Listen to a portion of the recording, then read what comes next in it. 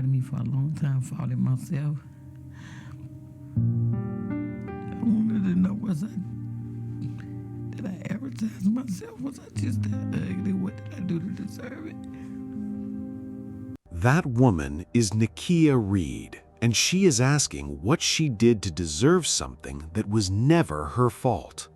Now watch the exact moment it started for her, in the parking lot where a car came out of nowhere. As I crossed back across the street, this car just pulls up and cut me out. And this is where it ended.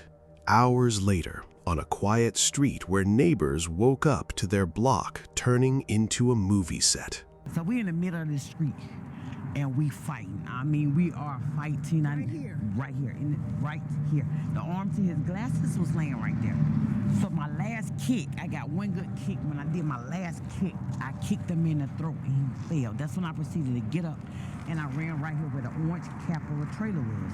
And as I'm standing like this, peeping around the front side, he came from the back side and hit me in the head with the gun. Boom. Between that parking lot and that SWAT team sits one man. And before the day was over, he picked up his phone, went live for the whole internet, and told everybody watching that this might be the last time they ever saw him breathing. Stay with me, because the part that shook this whole city is not how it ended. It is everything that was allowed to happen before anybody finally came knocking. Every man at the center of a story like this one was somebody's baby first, and Jeremy Keith Asbury was no different. He was born on December 21st, 1991, and he came up around Richmond County, North Carolina, a small, tight-knit place where everybody knows everybody, and your family name follows you around like a shadow. And the Asbury name carried weight, because this was not some family living on the edges of the law. His father reportedly served as a magistrate, a local judge figure, the kind of man trusted to uphold the law, and his mother reportedly worked inside the corrections system. So when you grow up in a house like that, surrounded by law enforcement and courtrooms and the machinery of justice, you learn how the whole system works from the inside before most people ever see it from the outside. Think about what that does to a young man.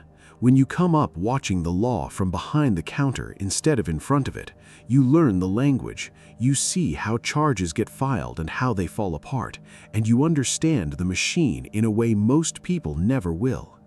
Whether that knowledge turns into something good or something else comes down to the choices a person makes. And for a long stretch, Jeremy's choices looked fine from the outside. He opened the door with the key. So I said, okay, this is his house. So from that point, something say, start leaving DNA. By his early 20s, he had a real life going, the kind that looks good on paper. He was working full-time at Purdue and part-time at Walgreens.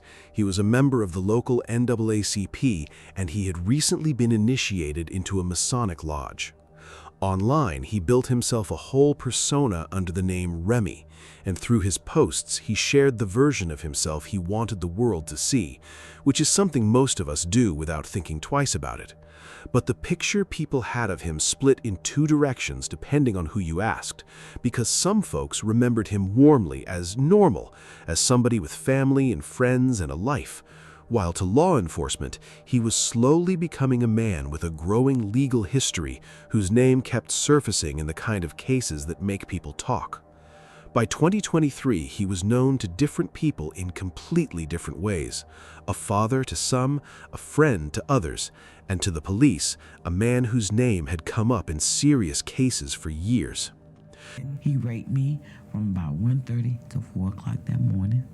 And I kept saying, okay, you done. I seen him dozing off. He took his legs and interlocked them into my legs with the gun still beside him. Now, hold on to everything you just learned about the good jobs and the community ties, because it is going to matter later. And let me bring you to the woman on the other side of this.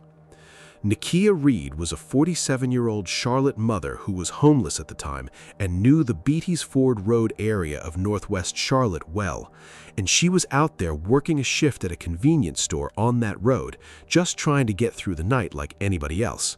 She had never met Jeremy Asbury a day in her life, and that is the part that makes this so hard to sit with, because there was no history here, no bad breakup, no beef, nothing.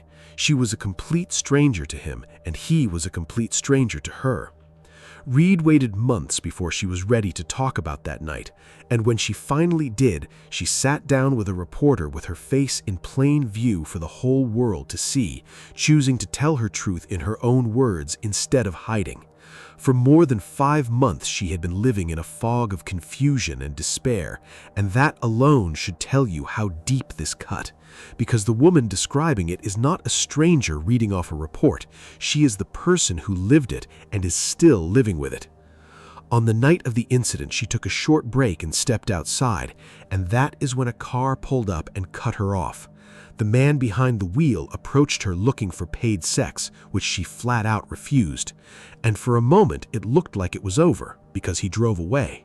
But he did not go far, and he did not let it go. Hours later, her shift ended, and the second she stepped off that lot, he was right there waiting for her. Listen to how fast it flipped, because she barely had a moment to react. Once I go to the car, I see all my blood in the car. Like the whole seat was saturated with my blood. What she describes next is the kind of night that most people cannot even imagine living through. She says he punched her, pulled out a gun, and forced her into his vehicle at gunpoint. And even then, she fought back, wrestling with the doors, trying anything to get out. He allegedly drove her to the back lot of a Dollar General and raped her there. And she did not give up, because she broke away and ran barefoot, banging on doors and screaming for somebody to help her. Nobody came. He caught her, struck her again, and forced her back into that car. And by now, she was bleeding, with blood left behind inside the vehicle. Sit with the courage in that for a second, because a barefoot woman running across a parking lot in the dark, pounding on locked doors while nobody answers, is about as alone as a person can be, and she still did not stop fighting. When he pulled her back, the beating got worse, and the head injury that Sangria Noble would later see with her own eyes came from moments exactly like this one.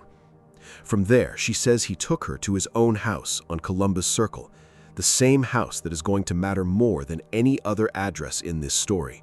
And what happened inside stretched on for hours. She describes being raped again and again into the early morning, held down with a gun kept close by. And she says he even made statements to her that sounded twisted and possessive, talking as if there were some kind of affection in what he was doing. Here is where you see just how much fight was still left in her, because in the middle of all that terror, she was thinking clearly enough to build a case against him. She says she deliberately left bloody handprints on surfaces and avoided washing so that her DNA would stay behind as evidence. She prayed, she waited, and she kept her mind fixed on one thing, which was getting out of that house alive and making sure he could never stand up later and say it did not happen. The police called you to tell you that he was dead. How'd you feel? First, scared. Secondly, sorry. I felt at fault. By her own account, the whole ordeal ran somewhere around 13 hours before he finally drove her back near where it all began and let her go. Think about that number for a second, because 13 hours is not a moment of madness. It is most of a full day, and she survived every single one of them.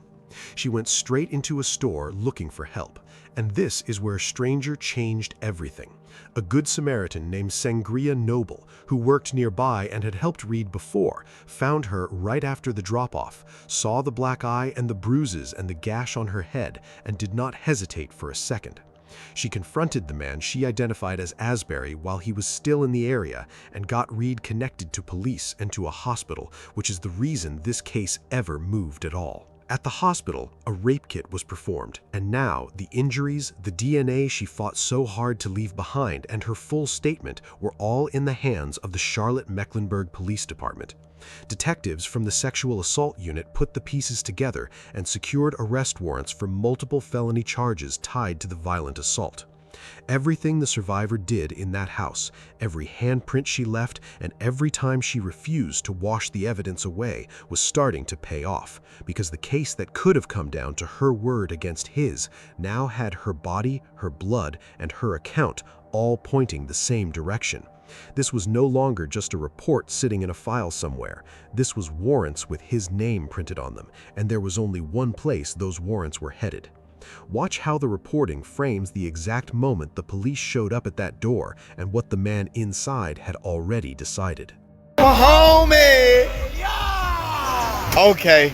The next morning, shortly before 8 in the morning on August 29, 2023, detectives pulled up to Columbus Circle to serve those warrants, and Asbury barricaded himself inside, armed.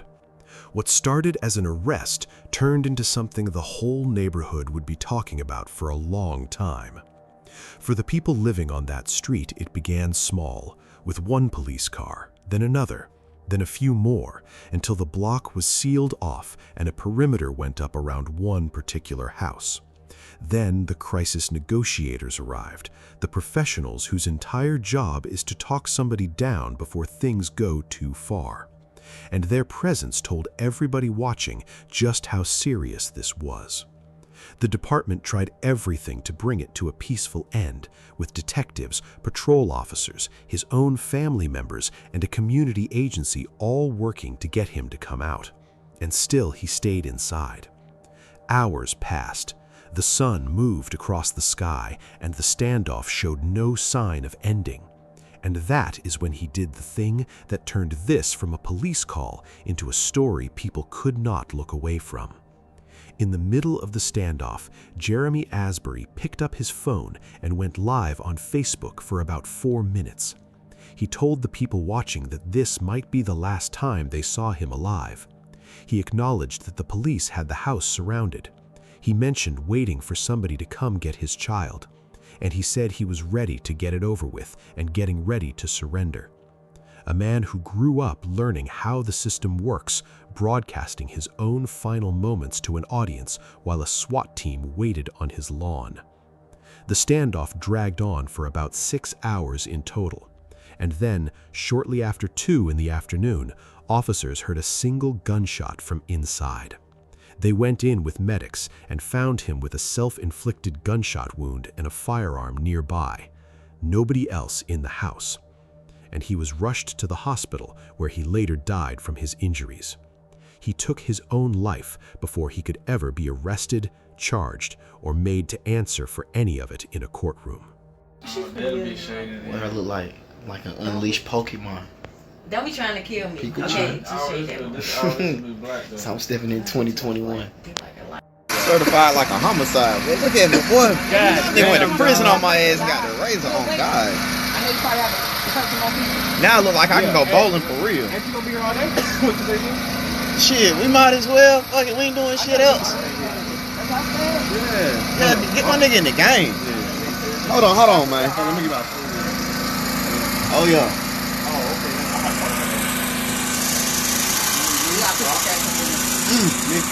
This shit really like that. Yo, what's up, buddy? Cut A1. And that ending is exactly why you need to understand something. Because this was not the first time Jeremy Asbury's name got tied to an accusation like this and then slipped away. Back in 2015, when he was 23, a woman in Fayetteville accused him of holding her at gunpoint, striking her in the head, and raping her. And police obtained warrants for first-degree rape, first-degree kidnapping, and assault with a deadly weapon. He always denied it, calling the accusation false and saying he had only pushed a woman out of his car after catching her going through it. He spent about 80 days locked up, and then in February of 2016, a prosecutor dismissed all 3 charges, citing review of the file and unsuccessful attempts to contact the prosecuting witness. His supporters pointed to that dismissal as proof there was nothing there. And here is the piece that matters, the piece the whole story turns on.